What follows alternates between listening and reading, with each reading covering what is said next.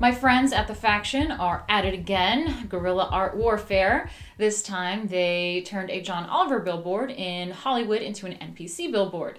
They fixed Bill Maher's billboard last month and they didn't want John Oliver to feel left out. The Hollywood Reporter says, an entire billboard advertising HBO's Last Week Tonight with John Oliver was hijacked so that now the title is The Orange Man Bad Show with John Oliver. The giant billboard at the corner of La Cienega Boulevard and Pico Boulevard has an image of Oliver with a thought bubble cursing the Trump presidency and including the words racists and bigots. At the bottom of the altered ad is the phrase Matrix approved NPC programming. And as I've reported before, the faction is a group of LA guerrilla artists who take to the streets, and they were the ones behind the multiplying Trump stars, the Tijuanification in progress signs in LA, as well as the Bill Maher NPC billboard. The faction gave me an exclusive statement, and they said at this point the meme is obvious, almost stale even. That nightly the Pied Pipers of the ruling elite install the new outrage programming into the masses is of no surprise. What is not obvious is that had this meme been posted online with its veiled reference to coding, our account would have been banned immediately. The deeper meaning of our multiple references to the Matrix film is one of the real world versus the digital world. And by operating like this in the real world, we are immune to the techno-surveillance state and its censorship mechanisms. In the street, they cannot shut us down, nor can they shut down others like us, and that includes you. Now is the time to take the memes to the streets. Join us. I have interviewed one of the members of the faction before, named Galt, and let's check out some of the stuff they have to say and some of their work. And how do you come up with these sorts of things? So you did the multiplying Trump star at the Hollywood Walk of Fame. I think that was I mean, you've done other stuff, but I think that was the first one that really blew up for you. Yeah, that one's probably had got the most traction, the most commercial success, but we've done even going back into early 2017, we did a bunch. We were doing we did like the sanctuary city signs in Malibu. Those went pretty big, and then we did sanctuary state signs on 3 borders entering California all on the same day on January 1st when the sanctuary state laws kicked in. So yeah, so we made signs that are basically exactly spec'd to regular state highway signs that look 100% real. The reason we were inspired to do the Malibu one was because there was a city councilwoman who was the ex-mayor there. They do alternating mayors there, so she was like mayor pro tem for a while. Her name is Rosenthal, and she was quoted to the LA Times saying that our community depends on Hispanic people like for their comfort and their lifestyle. So if you were to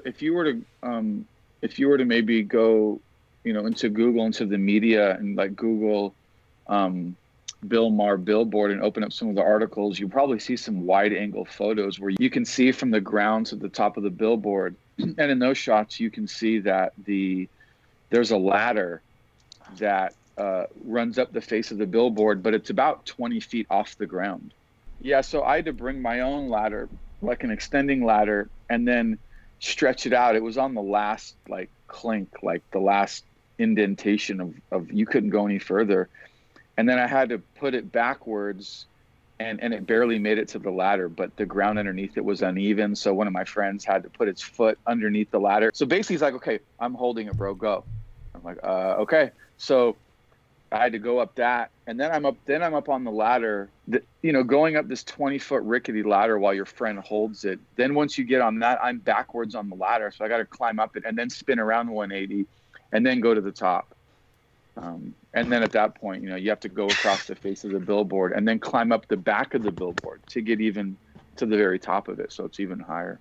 Yeah. When I first saw him pull in, I looked down and I said, oh shit. And I just froze because, when I'm up there moving, since it's so high and it's on a single pole, the thing actually sways and creaks. So as soon as I saw him pulling in the lot, I just froze because I didn't want to hear him creaking, and he backed in. And then when he walked inside, I said, okay, he's just there for coffee or something. With the cops not even realizing what you're doing there and just going in to get some coffee.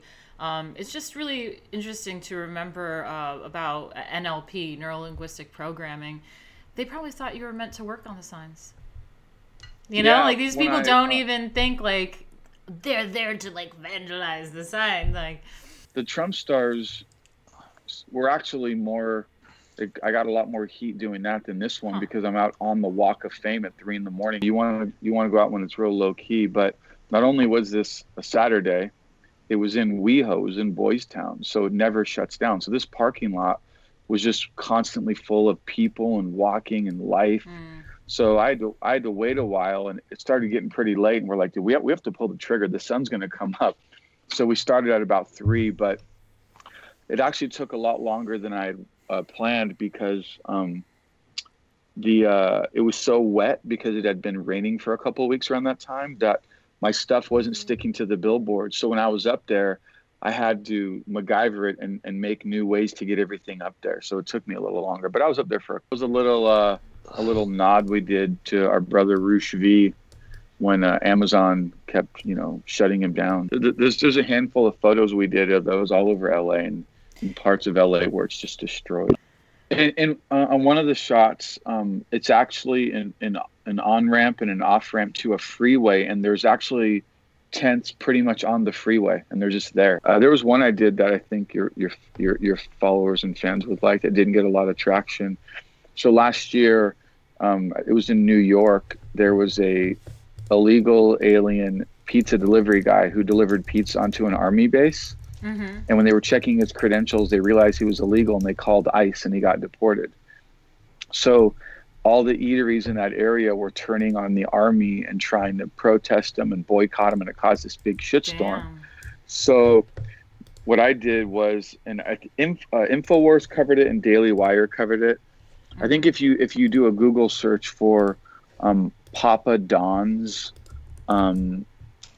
maybe prank or something, I actually took a car and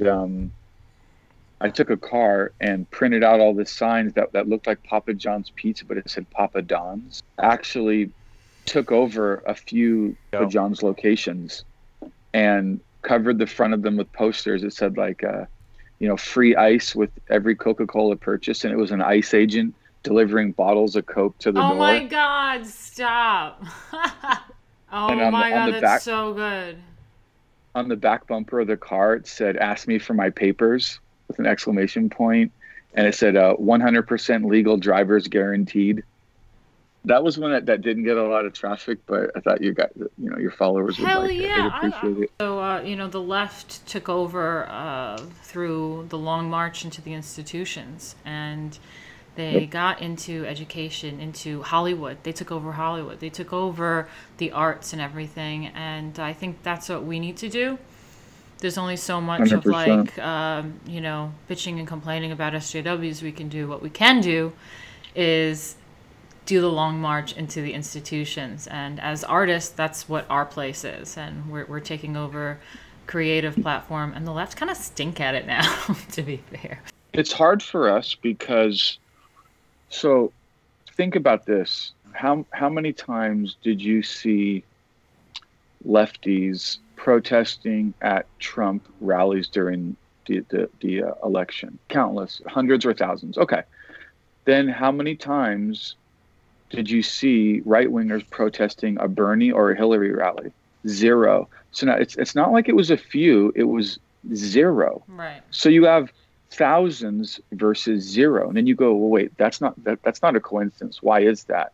I believe that fundamentally in individualism and conservatism, we don't think in terms of the group. We don't want to go and yell at you. We do our thing. We want to be left alone.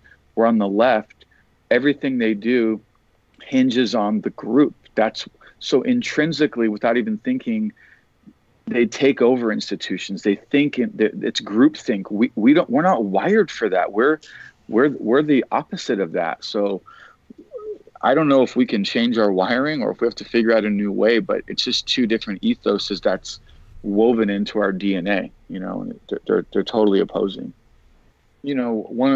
one of the guys in our group pointed out to me a couple weeks ago. He says memes are so effective because as soon as you look at them, they go straight to your visual cortex. Boom, that's it. There's no sound. You can't have, that's why the EU is trying to shut down memes. That's why Facebook has all these algorithms where it picks out the wrong memes. And I don't think Trump would have got elected. Everyone laughs at Poll and all the autists and 4chan and Reddit and all this, but I really don't think he would have won if it wasn't for them. They were one integral brick, in this big old giant wall. And I really think that the meme culture and all these little hacks, they actually move the needle, and there's no way around it. And they don't know what to do about it. So stay posted on my videos for more information on the faction. I am friends with them as artists in the scene, so I will have all the exclusives.